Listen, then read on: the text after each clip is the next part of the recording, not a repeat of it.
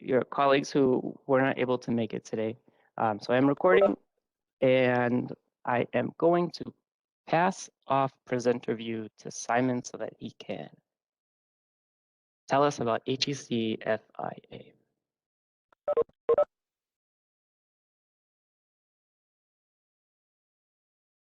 All right, let me get my screen going here.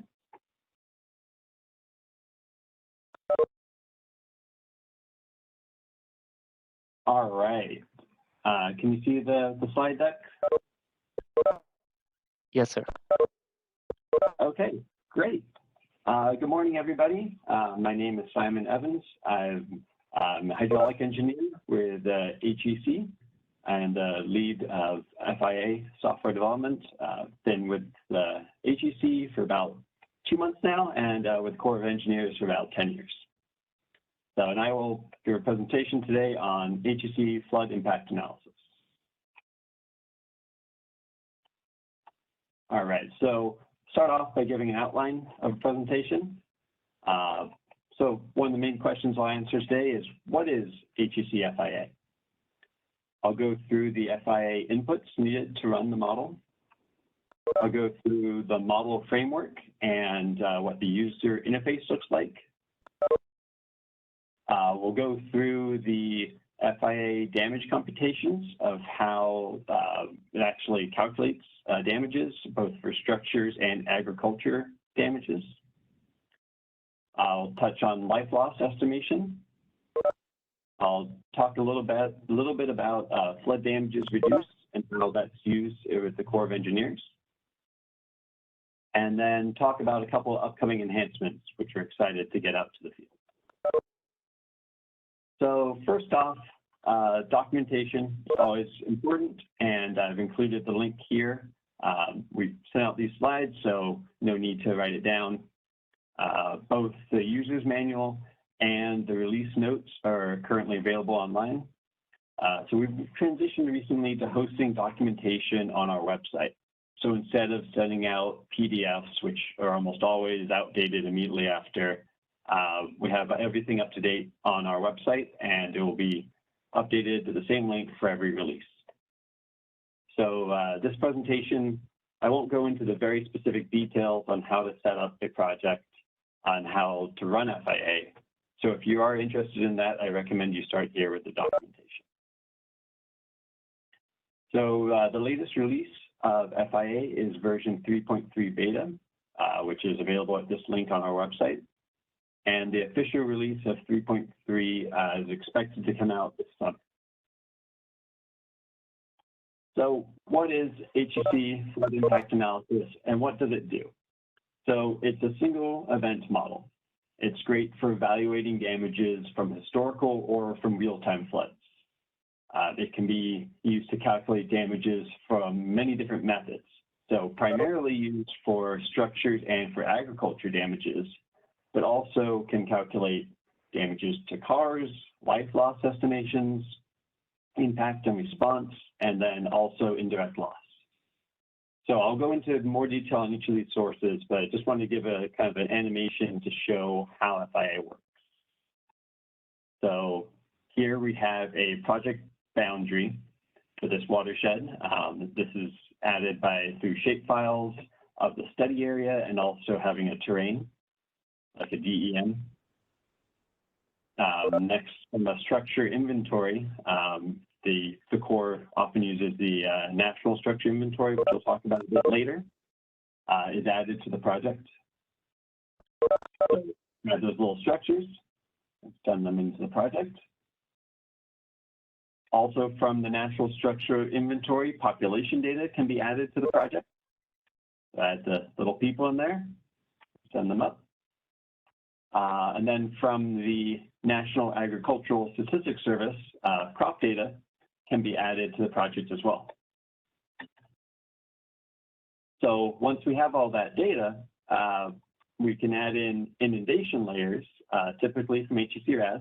And it's great to see that a good amount of you have some familiarity with RAS, and that's brought into the model. And then FIA will then calculate damages based on the inputs provided.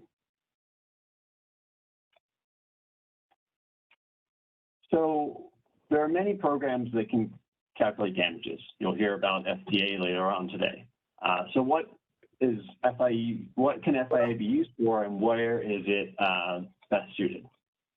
So it's a single event-based individual flood event. So great for a hurricane or storm, specific instance, or a theoretical event. So if you wanted to think about what the damages would be for a levee failure or a dam break. One of the main uses right now of FIA in the Corps of Engineers is by the water management community to calculate flood damages reduced by our dams and levees. So that's the idea of what dollar value did this dam or levee save the country by being in place for the flood. This is conducted within the framework of the Corps Water Management System, SWMS, and I'll touch on that briefly in the next slide. Also, it can be used to estimate life loss. So what would the potential consequences of a dam failure for a community? What population would be at risk and who would be in harm's way? So just wanted to highlight one of the main uses of FIA right now with the Corps of Engineers, and that is SWMS, the Corps Water Management System. This won't be an exhaustive look at SWMS or the various modeling components. HEC has week-long training classes on SWMS and then on each of these individual software systems as well. So SWMS is a real-time decision support system for water managers. So it's a collection of tools to help water managers make operational decisions for their projects. So it's a collection of hardware and software. So it acquires and processes real-time data. You can run forecast simulations of what may happen and what is happening and what we may expect to happen based on our operational decisions. And then it's an interface with all the data and models in one location. We call that the CAVI, the Control and Visualization Interface. So we gather data from the Corps, the Weather Service, and the GS, and incorporate them all into SWMS databases to provide inputs for the software. SWMS models have been developed across the country for different watersheds that contain Corps projects. You can see here. And we use those to create forecasts of hydrographs. So we have the observed data up to a point, and then we use the models to create forecast hydrographs of what may occur. So the different models that are incorporated in the system. So we use METView to process gridded data, such as observed and forecasted precip grids, air temperature, snow data, and all into a format which is readily accepted by the other software tools. Then we use HEC-HMS, the hydrology modeling system, that uses the gridded data to develop runoff across the watershed, and then, well, that's all based on soil and physical characteristics of a watershed. HMS models have to be calibrated to real-time conditions before it can be used for forecasting. Next, we use HEC ResSim, which is the representation of reservoirs within the watershed, and that is used to make operational decisions at each project based on the inflows from HMS and on downstream conditions. Next, the ResSim inflows and from HMS are passed on to HEC RAS, and that is the hydraulic modeling system. That calculates the stage and inundation information throughout the watershed. That creates the inundation mapping. So finally, that all comes to FIA, which is the consequence portion of SWMS. And we use that to determine economic consequences and the amount of flood damages reduced. So that's just kind of an overall view of how the Corps is really using FIA today. All right, so I want to create an FIA model. What do I need? What inputs are required to do so? So I broke this down into two major categories. Economic, so your structures and the agricultural data, and then H&H, so your hydrology and hydraulics data. That's like hydrographs and depth grids. So the economic inputs are required to support, well, you need economic inputs to support the various damage calculations within FIA. FIA is geospatial in nature, so everything is georeferenced. One of the key data sets needed is a georeferenced structures layer. So the core uses the National Structures Inventory, the NSI. That is a use-based developed layer that combines data from multiple sources. FEMA has this database, Esri business data, US Census Bureau, CoreLogic database, and that all combined to have structure, locations, and characteristics into one layer. So as you can see here, all the structures are point shape files, and these also include population data that supports life loss estimates. Just to touch on the NSI, the current iteration has come a long way. The need for individually moving structures around is much less than has previously, but always a good idea to review the data sets you're using. If you had one of these little structures in the main channel of the river, that's just going to set you off and have all the, change your damage, right? You want to make sure they're starting. Also, we do need some non-geospatial data, like stage damage functions for structures and their contents.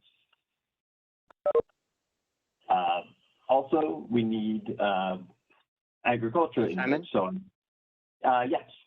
Yeah, just could you go back to the previous slide real quick? It sounded like we need stage damage functions, but I think we need depth percent damage functions. Is that correct? Yes, that would be helpful as well. Absolutely. Okay, thanks.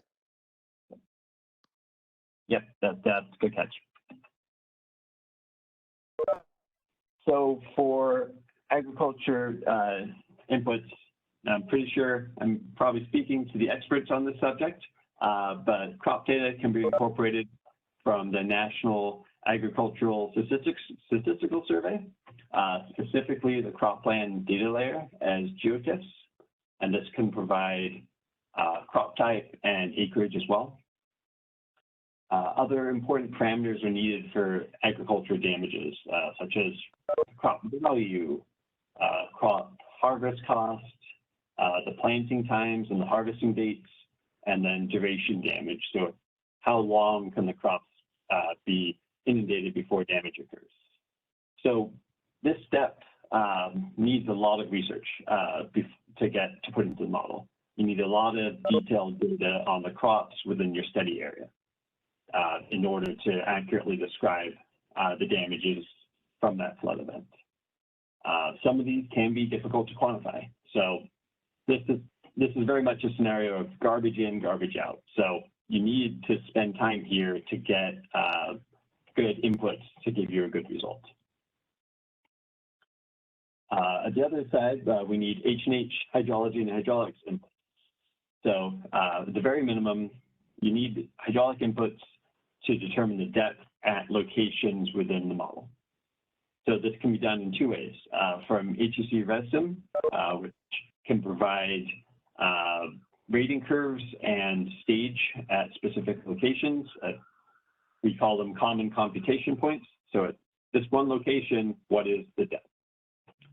A more robust way is to use HEC RAS, and I'm excited that a lot of the group here has at least some idea of RAS. Make a lot of this make more sense.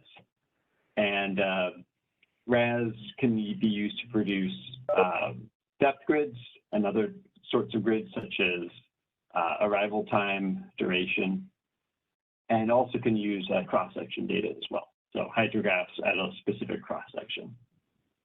So it kind of depends on what analysis you're doing to what hydraulic inputs you need. So if you're just doing structures, you just need the max depth. Agricultural computations also require timing and duration for crop areas. Loss of life would require arrival time and like a stability and a velocity of the water for at structure locations.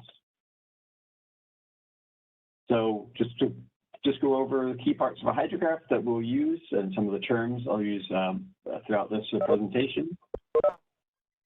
So the hydrograph provides timing of stages and stages or flows at a location during the flood event. So we can break this down into a few pieces. So at a threshold, the arrival time is the point at which the depth exceeds that threshold. So let's say it's the first floor or the foundation of a building. That would be the arrival time at that location. How long the water is then above that threshold is then defined as the duration. So how long is it above that location? From that threshold, we can then calculate max depth, which is that difference between the top of the hydrograph and that threshold. So how much would a building be, what's the depth on that building during an event? So this slide, I'm going to walk through how cross-section hydrographs are translated to an individual structure. So right here, you can see we've got this little structure highlighted in red.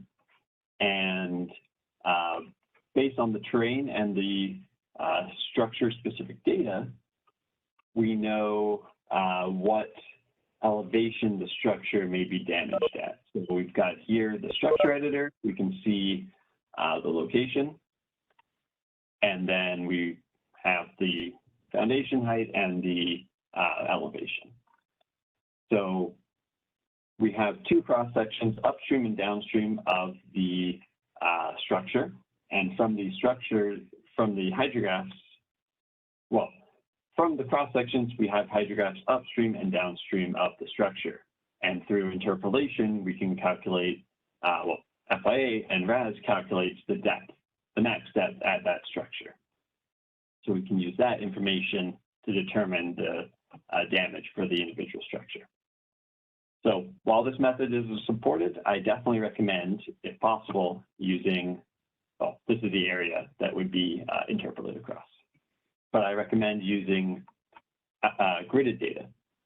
So gridded data from RAS provides the same key hydraulic parameters as the hydrograph approach, but instead of relying on each cross-section and interpolating, we have gridded calculations and depth and arrival time across the whole modeling extent.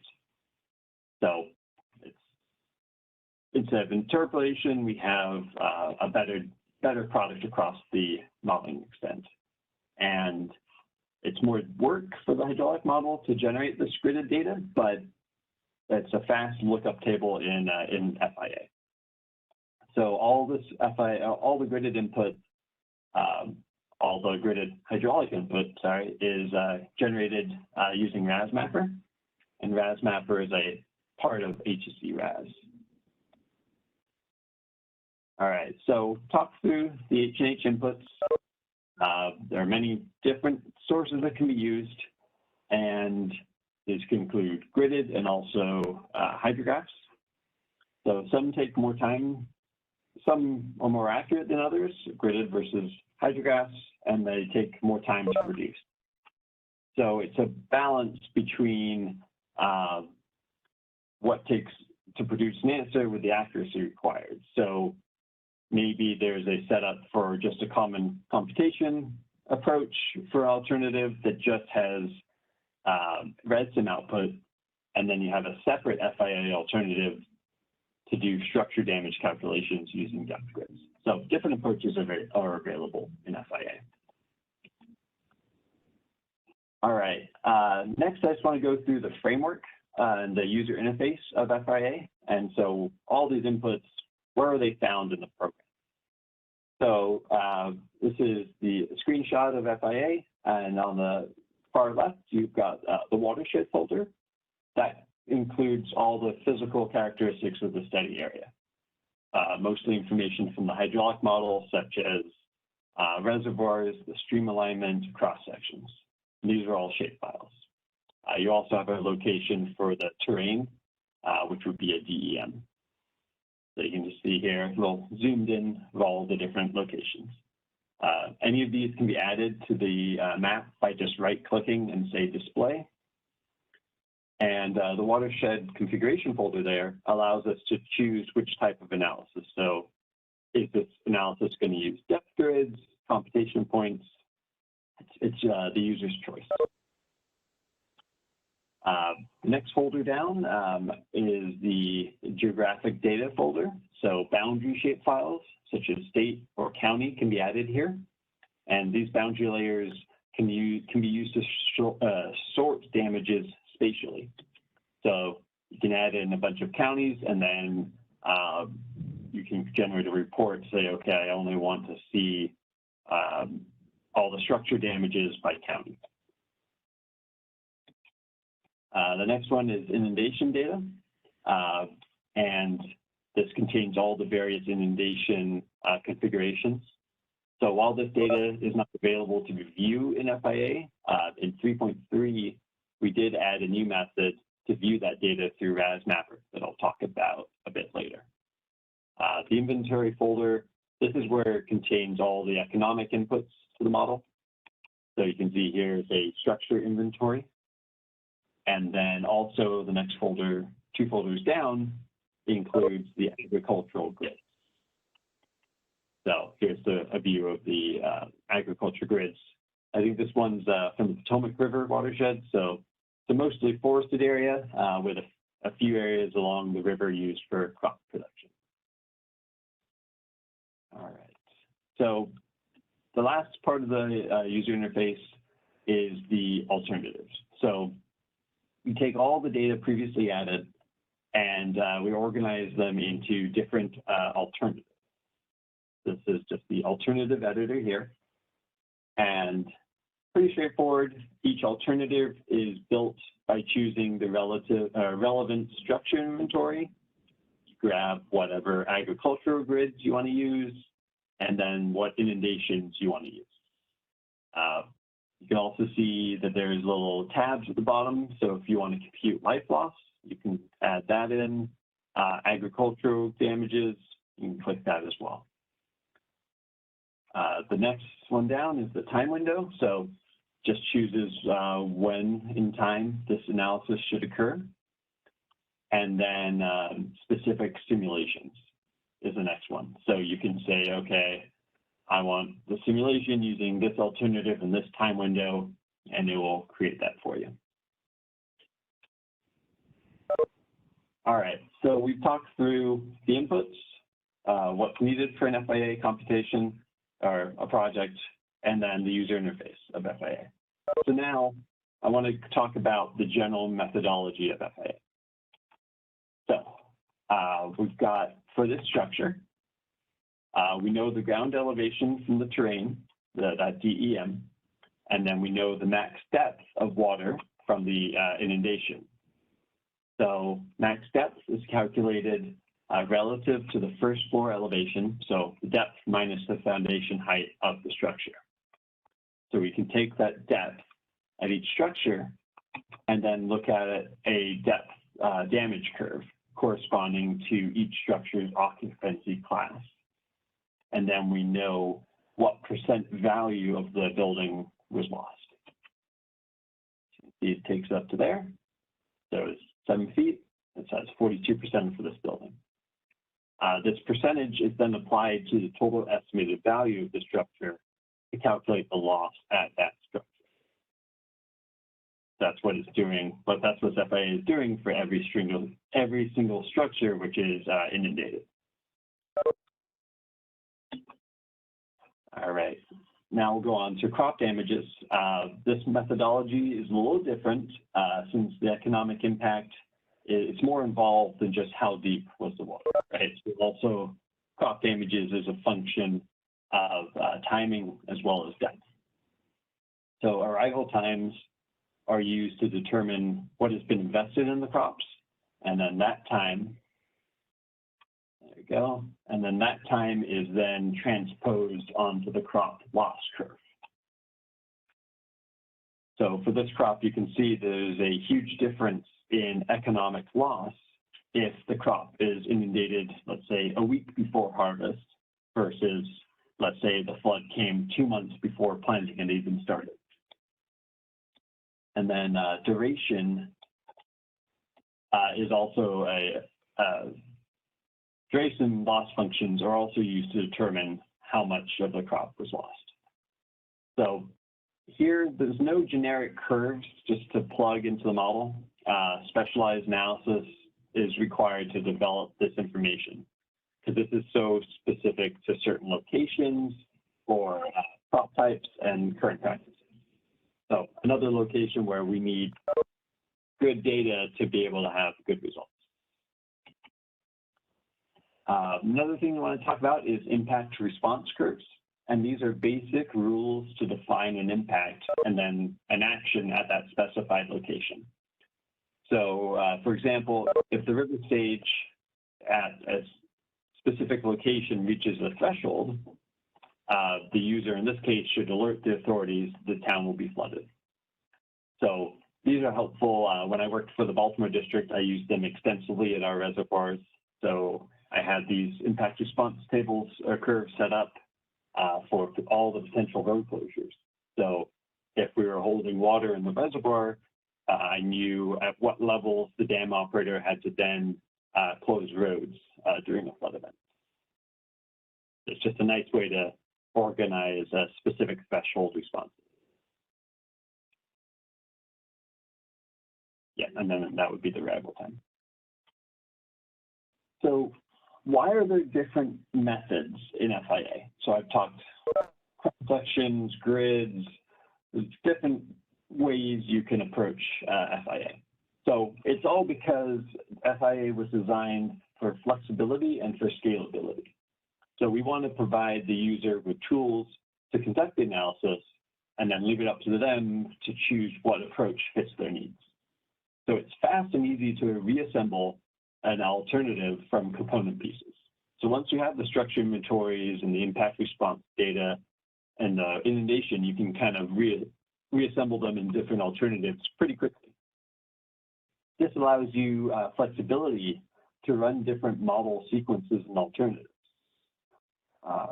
So for example, here in this figure, it may be beneficial to run an analysis that maybe you just want RESIM output to generate impact response curves at the reservoirs. Maybe that's something you use every day and you don't want to go through the whole analysis of looking at flood damaged structures. But so you could do that. And then you could also have a different analysis, different alternative in FIA that uses HEC-RAS depth grids to compute the whole range of damages. So maybe that one's only needed infrequently. So it gives you flexibility and scalability within FIA. So what outputs are available in FIA? So we've run FIA and calculated the damages. How can we see the results? So there are a lot of different reports available, and I'll go through each of these, so I won't spend too much on this one, but you can look at it by individual structures, an aggregated consequence summary. You can look at the indirect economic impact, critical infrastructure, the impact response tables that we talked about. You can also zoom in on elements, which is a nice feature added pretty recently. And then shapefiles. So here are all the structures inundated in one shapefile. And then this example on the slide shows the percent of total flood damage per river mile for a few events. So just an example of how a different way to see economic damage. So this is through over a course of a river, you can see, oh, there's a big jump in damages there. That's a big population center. So I'll just kind of go through some of these reports to see how you can organize your data and show the story of what's happening. So the individual structure damage report shows damages for a specific event for a specific structure. So right-clicking on any of these structures allows you to zoom in on the map window. So you can see, okay, where is this structure being damaged? You can go right into it. And it's sorted by depth flooded or total damages, user's choice. the aggregated consequence summary report. This one allows a couple basic reports created and then sorted by categories. So you can change the view by option in the top right from impact areas to other things you've added. So if you've added county boundaries or state boundaries, that's how you could see that impacts geospatially filtered. And the different tabs on here allow for further groupings. So see here we're grouped by economic data. You can group by structure type, or how many structures, sorry. You can look at agricultural data. So this is set up by state. The damages for Maryland and for West Virginia, total acreage flooded. There's a table for life loss. So you can see for all the different occupancy types, what populations were at risk, and also just a general summary table for the structures. So this is just kind of to show there's lots of ways to organize and show the data that you've created. Critical infrastructure report is another one that calculates calculates the hydraulic characteristics at specified location. So this uses a different geospatial inventory than the main structure inventory. So let's say I have a bridge that I want to know what the water surface elevation was. So I can put in all the bridges, and this would give me a table of like, okay, here's the water surface of that bridge. So it'd be helpful to see for all the critical spots what the potential effects would be. Another thing in the reports is the ECAM, so the Economic Consequence Assessment Model, and this is added into FIA, and it computes indirect economic loss for the inundation event. So this output shows labor impacts and the output, so economic dollars of production not produced because of this event. So for example, people working many types of occupations will be unemployed after a flood, and economic output would decrease across most sectors. Some sectors you can see like electrical power generators may actually increase after an event. Other impacts are bridges would be out of commission, shortage of raw materials, and this is done by county. So just a non-direct approach to see like, okay, well, what could happen because of this flood event? What are the economic impacts? Hey, and then Simon, the impact, yes. Before you move on, could you go back to the last slide? So for the economists in the audience, ECAM is a computable general equilibrium model. And so it works off of county level SAM. And basically it's real simple, right? So you have loss in capital and loss to labor. So you have a capital shock and a labor shock, both of which are assumed to be negative. And the results of the computable general equilibrium model then are given by sector. And that's, we can talk more about that later. This is a really interesting thing for me because I'm nerdy about this kind of stuff. Yeah, so I just wanted to give that little piece of information. Thanks, Simon. Thanks, Richard. Very helpful. All right. The next one here is the impact response report. So we talked about this a little bit earlier. So for each defined threshold, what would be the response if we reach that? So the yellow dashed line is kind of hard to see. It's up here is the threshold. And so for this report, we have a flood gauge. And if we reach that threshold, the town of Luke or town of Westonport would be flooded. So these can be great to set up for a bunch of locations, like to know, okay, we've got to alert local fire or emergency responders if we think we're going to get to those stages on the river. The next topic I want to talk about was life loss estimation within FIA. So FIA uses a simplified approach. It assumes a population responds the same to warnings, i.e. everyone begins evacuation at the same time, and then also assumes a simplified straight line evacuation route. And then FIA or life loss estimation, it does require a lot more parameters than just your structure damage computations. Plus, these parameters can be extremely difficult to estimate.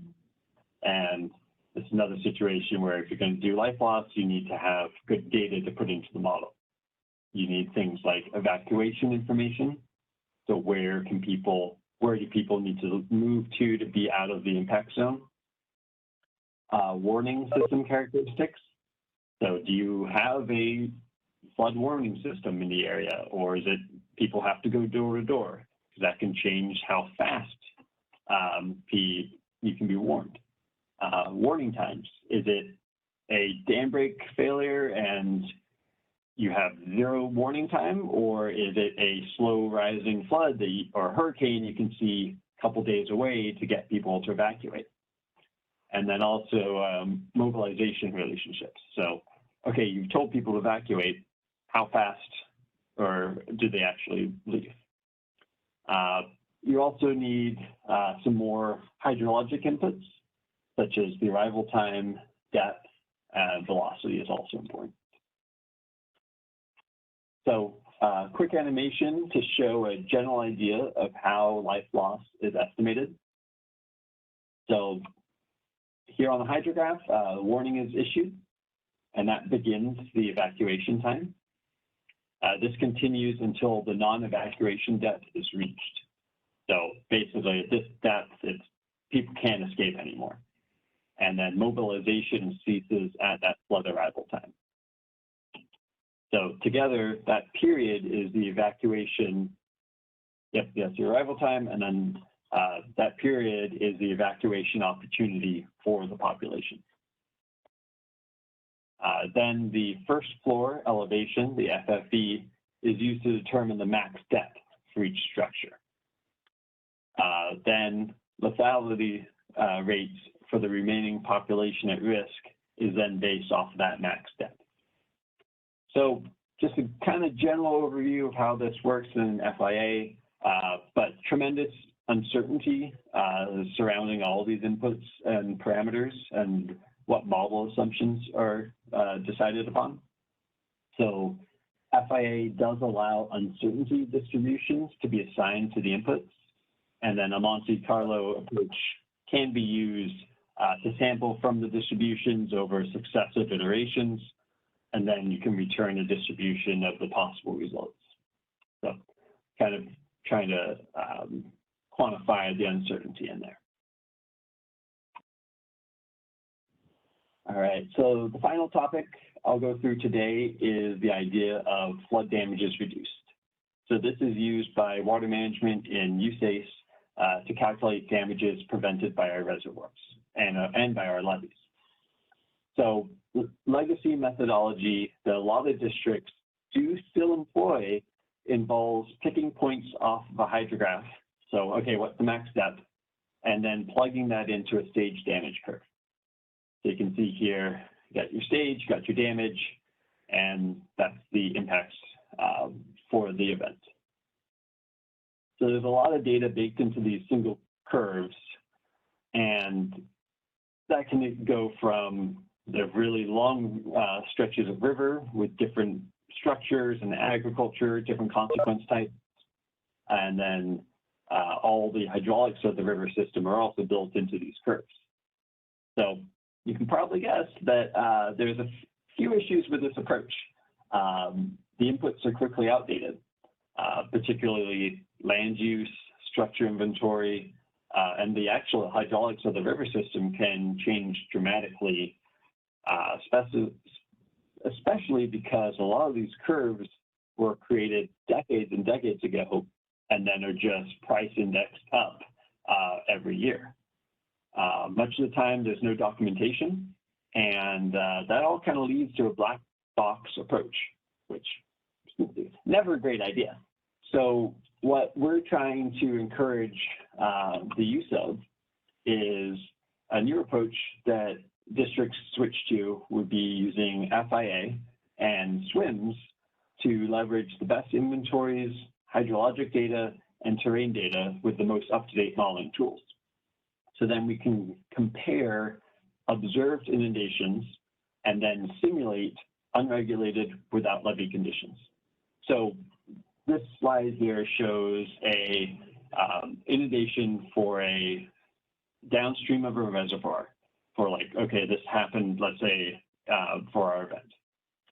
We then can determine what would have happened if there was no reservoir. We can just take that hydrograph that was input into the reservoir and just send it straight downstream in the RAS model and get this larger impacted area. So if the dam wasn't there, this would be the inundation. We then can compare the damages between the two projects, or between the two inundations, and help tell the story of what the event would have looked like without our projects in place. And that's how the Corps can show, here are the, here's what our project is saving the country in the dollar amount. So how do we compute 4 damage scenarios with only 2 inundation grids? So we've got the 2 inundation grids with the regulated, with levees, and unregulated. So the current conditions, and then what if the dam wasn't there? We need to figure out what the without levee condition would be. And FIA can estimate that to create the 2 other scenarios, the regulated without levees and the unregulated without levees. So how does that work? So we've got a levee here, and then we can, FIA actually can assign a water surface elevation to structures behind the levee.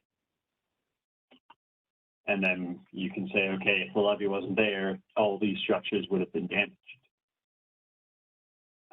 To look at that in a RAS geometry, we have a leveed area in white there with little white dots, and then we can, FIA assigns structures in the leveed area with an in-channel water surface elevation. So it just says, okay, the structure closest to the stream center line, what's that elevation?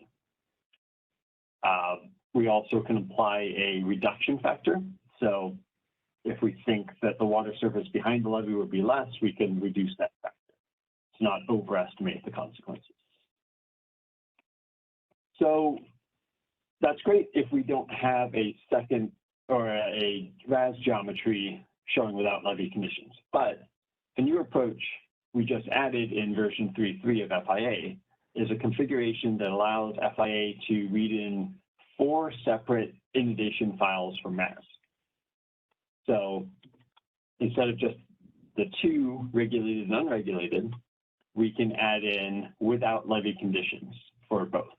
So this would require the RAS modeler to create a new geometry that doesn't have any of the levees in there, and then run the same flows through so we can compare all 4 together. This approach also takes in native RAS outputs, which is a lot faster for the computations. So this is, I think, going to be the way we really hope a lot of the country uses flood damages reduced in FIA.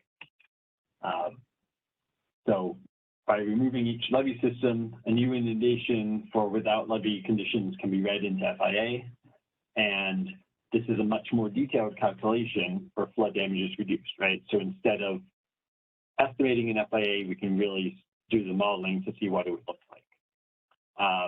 I just like showing this slide, showing the with versus without levee conditions for the Mississippi River.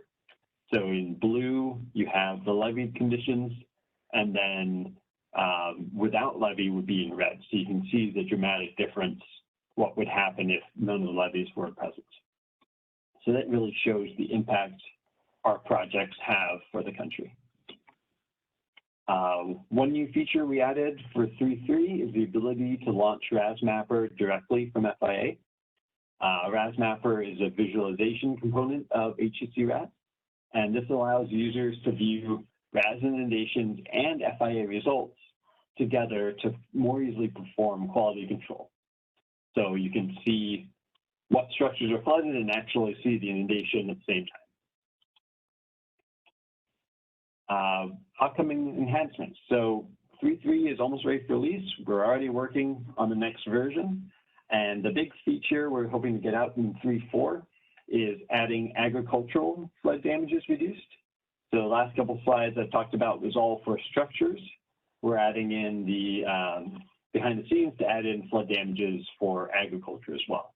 A lot of districts, especially out in the Midwest, have really been asking for this feature. We also plan to add in weighted average for project allocation. So this will allow the user to split benefits between multiple reservoirs.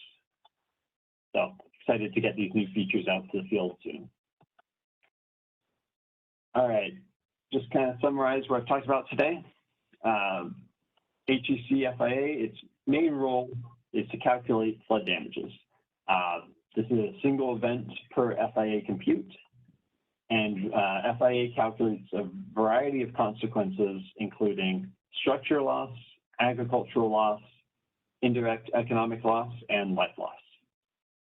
Inputs include inventories such as agricultural structures inventories, terrain data, and also hydraulic data from HEC RAS, such as gridded data and stage hydrographs.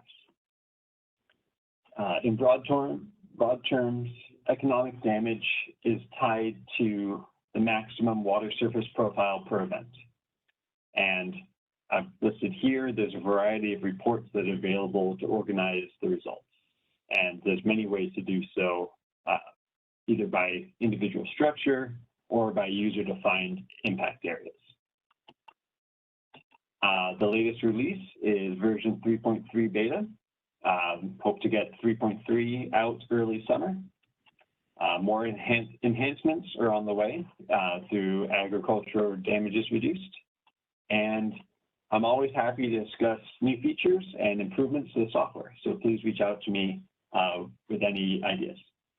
So thank you for listening. And I think we're going to do either questions now or at the very end. Thank you. Thanks, Simon. So we do plan to do questions at the end together about Simon, your presentation, and then mine on HEC-FIA. But we do have one question here, and I think it'll be pretty easy to answer. And then we'll go on a break. So Hal asks, does HEC-FIA use the HAZUS flood assessment structure tool depth % damage curves? Yes, I believe it does have that in there as well. Thanks, Simon. And so you can specify. Oh, go ahead. This is your show. Yeah, I was just going to say that I think it's in there as your baseline, but there is flexibility. So if you have another approach or you have more detailed data, you can add that in. And you can include any depth % damage function, right? You're not stuck to the default curves. Yes, that's correct. Thanks, Simon. So I would encourage us to hold off on questions to the end. Do we have some more, Simon? What's going on? I can answer this one in the chat. What was there another question I missed? Yeah, so the idea of regulated versus unregulated. So that actually is, regulated would be the dam upstream is regulating the flow. Unregulated would be what would be the condition if the dam wasn't there at all. So what we would actually do is we take the hydrographs coming into the dam, the inflows, and then apply them directly downstream. And that allows us to calculate the benefit of the dam itself. So it shows how much water is actually stored by the dam and not sent downstream. So it's a way to calculate what did the dam do, how much dollar value did the dam damages prevented, flood damages reduced. Great. Thanks, Simon. All right, folks, we are scheduled for a break. So I'd encourage us to, if you've got some more questions, please jot them down and we'll get to your questions toward the end of our webinar. So we're going to take a 15-minute break. It looks like it is 12:25 Eastern Daylight Time. So let's come back at 12:40 Eastern Daylight Time in 15 minutes.